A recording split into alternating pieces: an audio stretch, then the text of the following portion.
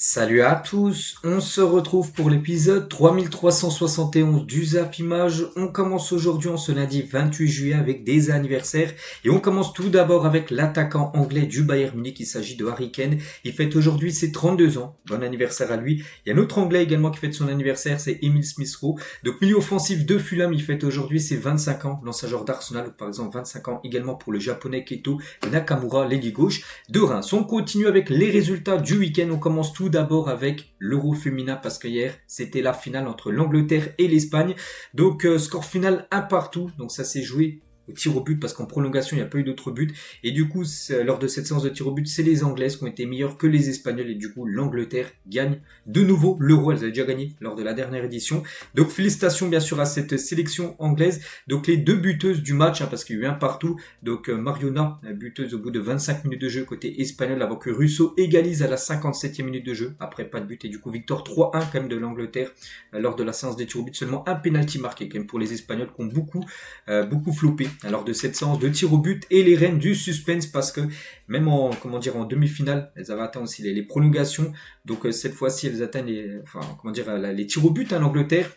Voilà, donc elle gagne l'Euro pour la deuxième édition d'affilée et elle venge un peu la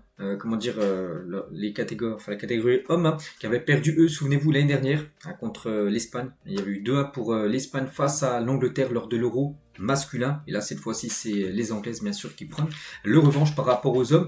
Donc, félicitations, bien sûr, à cette sélection back-to-back, voilà, pour cette équipe anglaise. Et concernant la sélectionneuse Sarina Wiegman, elle gagne quand même son 3e Euro féminin d'affilée. Donc là, elle vient de le gagner hier. Elle avait gagné aussi celui de 2022, lors de la dernière édition. Et en 2017, elle était la sélectionneuse des Pays-Bas, qui avait également gagné cet Euro féminin.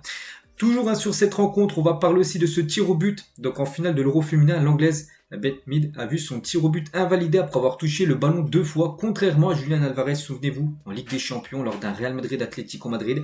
C'était en 8e de finale, il y avait une séance de tir au but et Julián Álvarez avait également touché 2 fois le ballon et son but avait été annulé. Et du coup, elle a pu retirer son penalty. Voilà, bon, on a vu sa frappe de nouveau, repoussée lors de la deuxième tentative. Mais voilà, c'était une petite info aussi que je voulais mettre en parallèle avec le match entre le Real et l'Atlético en LDC il y a quelques mois. Concernant la meilleure joueuse de cet Euro féminin, c'est une joueuse anglaise, Michelle Ayegmang. Donc c'est elle les gars qui obtient le prix de la meilleure joueuse la meilleure jeune joueuse du tournoi parce que la meilleure joueuse c'est une joueuse espagnole, c'est Bonmati, elle a quand même la joueuse qui a gagné les 2 derniers ballons d'or. N'oubliez pas que cette joueuse il y a un mois est à l'hôpital, on ne savait même pas si elle avait participé ou non à l'Euro. Elle a participé, elle a réalisé un gros tournoi malgré la défaite en finale parce qu'elle s'est inclinée, celle qui remporte le prix de la meilleure joueuse de cet Euro féminin. Donc félicitations bien sûr à Bonmati, donc elle remporte ce prix mais elle perd la finale un peu comme par exemple Léo Messi qui avait été élu meilleur joueur de la Coupe du Monde 2014, mais il avait perdu la finale, souvenez-vous, contre l'Allemagne, ou comme James Rodriguez, c'était l'année dernière, il avait été élu meilleur joueur de la Copa América, mais il avait perdu en finale contre l'Argentine, donc c'est un peu près la même chose, on peut dire, pour Bonmati. Et toujours sur cet Euro féminin, donc ça a été comme une réussite, niveau affluence dans les stades, plus de 657 291 supporters, spectateurs étaient dans les tribunes lors de cet Euro féminin qui se déroule en Suisse. C'est un record avec tous les Euros disputés. C'est la première fois qu'il y a eu autant de monde dans les stades. Donc voilà, c'est une totale réussite. Donc voilà ce qu'il y a à dire sur cet Euro féminin qui est officiellement terminé. On continue cette fois-ci, on revient sur le football masculin avec quelques rencontres du week-end, c'était rencontre de pré-saison. Tiens, tout d'abord, l'Olympique de Marseille joue contre l'équipe espagnole de Girona et l'OM remporte son 3e match de pré-saison face à Girona grâce à des buts de Massène Greenwood et Amine Gouiri. Donc voilà, victoire 2-0 de l'OM, donc parfait. Et Greenwood, les gars, c'est vrai que sur ces 3 matchs qu'il a pu disputer avec l'OM en pré-saison, il a déjà marqué 5 buts. Voilà, donc il est en grande forme. Le joueur anglais. Il y avait également un Manchester United contre West Ham ce week-end. C'était également un match de pré-saison et Manchester United s'est imposé 2-1 grâce à Bruno Fernandes qui a inscrit les 2 buts. Il y avait également un Arsenal contre Newcastle et c'est Arsenal qui s'est imposé 3-2 lors de cette rencontre. À noter que le meilleur joueur du match a été Martin Zubimendi, un nouveau joueur bien sûr de cette équipe. Et à noter les gars, il y a un crack du côté d'Arsenal. Je pense que personne ne le connaît. Il a 15 ans. tout jeune, il a 15 ans, voilà. Donc Max Dogman, donc 15 ans, donc il a joué 30 minutes, hein, vu que là c'était un match de pré-saison, donc Arteta a beaucoup fait tourner, hein, tu avais des changements illimités, il a fait jouer ce tout jeune joueur du centre de formation, et en 30 minutes, et, hein, donc en gros qui a eu le plus de foot dans le match, alors en 30 minutes de jeu, donc 2 dribbles réussis sur 3 tentés, 6 duels gagnés sur 8 tentés, 1 penalty gagné, et précision de tir, 2 tirs faits, 2 tirs cadrés. Voilà, donc il a fait une énorme performance, hein, ce tout jeune joueur de 15 ans, qu'on pourrait voir peut-être jouer quelques fois avec l'équipe pro la saison prochaine en première ligue, parce que c'est un sacré crack, hein. Ce nom qu'il va falloir surveiller, hein, ce Max Dogman. On continue aussi avec d'autres matchs amicaux. Tiens, il y avait le Benfica contre le Fenerbahçe, c'était la Eusebio Cup, hein. Bon, c'était un match aussi de pré-saison, et le Benfica s'est imposé 3-2 lors de cette rencontre, hein, contre les Turcs du Fenerbahçe. À noter que Richarlios, nouvelle recrue, a bien joué, hein, bien sûr, cette rencontre. Et à noter comme le gros coup dur pour Bruma, donc joueur portugais, s'est rompu le tendon d'Achille et sera forfait une bonne partie de la saison. Un tendon d'Achille, les gars, c'est une grave blessure. Voilà, c'est encore même, je pense, pire que les ligaments croisés. Je pense que pour lui, la saison est finie, alors qu'elle n'a même pas commencé, enfin, elle vient à peine de commencer. On lui envoie beaucoup de force aux joueurs portugais. Il y avait également le FC Barcelone qui a joué hier, hein, c'était contre Vissel Kobe, leur premier match amical de cette tournée de pré-saison, et c'était à Vissel Kobe au Japon. Et le Barça s'est imposé 3-1 avec un but de Eric Garcia, Ronny Bargi et Fernandez. Donc voilà les 3 buteurs, hein, côté FC Barcelone. À noter que Marcus Rashford, bon, il n'a pas marqué, mais il a joué Marcus Rashford. Donc Rashford est remplacé par Hansi Flick 30 minutes après son entrée en jeu. Bon, il a joué une demi-heure après, voilà. Il avait plus joué depuis avril, hein, donc c'est pour ça qu'il lui a pas donné les 90 minutes de temps de jeu. Il a joué seulement 30 minutes. Donc il est impliqué sur le but de Ronny Bargi. Voilà, donc un but en plus 100% recrue. Un Bargi, c'est une recrue. Rashford, c'est également une recrue. Et à noter, les gars, que 2 jeunes joueurs aussi ont été buteurs. Donc Dro Fernandez, hein, ce joueur à gauche, et Ronny, donc Bargi, ont fait leur début avec le FC Barcelone, et les deux ont été buteurs lors de cette rencontre. Donc félicitations bien sûr à ces 2 tout jeunes joueurs, hein. Et concernant Rafinha, donc elle est capitaine du Barça pour le premier match de pré-saison. Regardez, Rafinha, bandana un peu à la Ronaldinho à l'époque, brassard de capitaine. N'oubliez pas que maintenant c'est même pas ça sera qui le capitaine, parce que Ter Stegen déjà n'est pas lors de cette tournée de pré-saison, parce que Ter Stegen, pourquoi je parle de lui, parce que c'est le numéro 1, hein, normalement le capitaine du côté du Barça, il n'est pas là. Il devrait perdre aussi son brassard de capitaine, et la hiérarchie des capitaines va être désignée là d'ici quelques semaines. Et pourquoi pas, on pourrait peut-être voir peut-être Rafinha être le capitaine numéro 1 de cette équipe.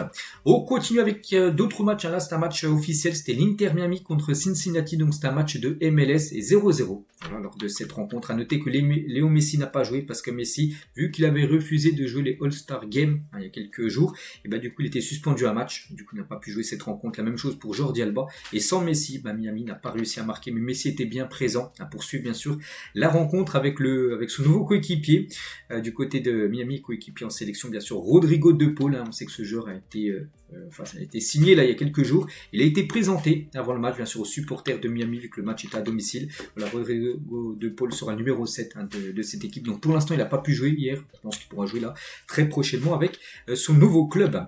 On continue avec quelques photos de joueurs en vacances. Tiens, Désiré Doué qui profite de ses vacances bien méritées, donc lui encore 9 jours de repos. N'oubliez pas que le Paris Saint-Germain reprendra l'entraînement le mercredi 6 août prochain. Donc voilà quelques photos de Désiré Doué qu'il a pu partager, hein, sur ses réseaux sociaux, lui qui va certainement remporter le Golden Boy, hein, le Ballon d'Or Junior d'ici quelques semaine.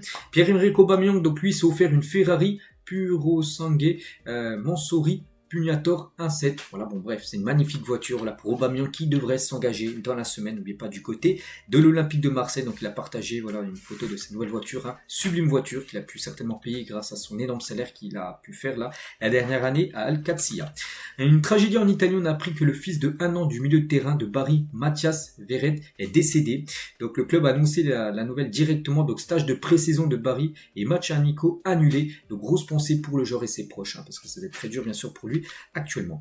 16 ans déjà quand Samuel Eto'o provoque Zlatan Ibrahimovic, hein, sur Instagram. Il y a 16 ans, jour pour jour, le Barça offrait Samuel Eto'o, donc Eto'o plus 43 millions d'euros à l'Inter, hein, contre Zlatan Ibrahimovic. Donc Zlatan lui était parti au Barça et Eto'o était parti du côté de l'Inter, plus 43 millions d'euros. Donc voilà.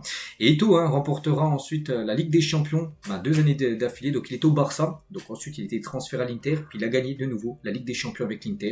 Voilà, quand même ce transfert où le Barça s'était quand même fait douiller, parce qu'en plus des tout, ils avaient donné 43 millions d'euros pour avoir Zlatan, alors qu'il n'avait pas gagné la Ligue des Champions, et alors que Eto'o lui avait gagné la LDC avec l'Inter l'année suivante. Si Vini Junior part l'été prochain, le Real Madrid tentera d'associer Erling Haaland avec Kylian Mbappé. C'est le rêve de Florentino Pérez, parce qu'on sait que Vini, on ne sait pas s'il va rester ou pas. Bon, il devrait rester au moins une saison de plus, mais en 2026, il pourrait partir, et en cas de départ, et ben Pérez, le président du Real, aimerait faire venir Erling Haaland du côté du Real Madrid. Concernant le coach d'Erling Haaland, c'est Pep Guardiola du côté de City, et ben il a laissé pousser la moustache. On a pu voir une photo là de Pep Guardiola avec une moustache, donc ça fait un peu bizarre.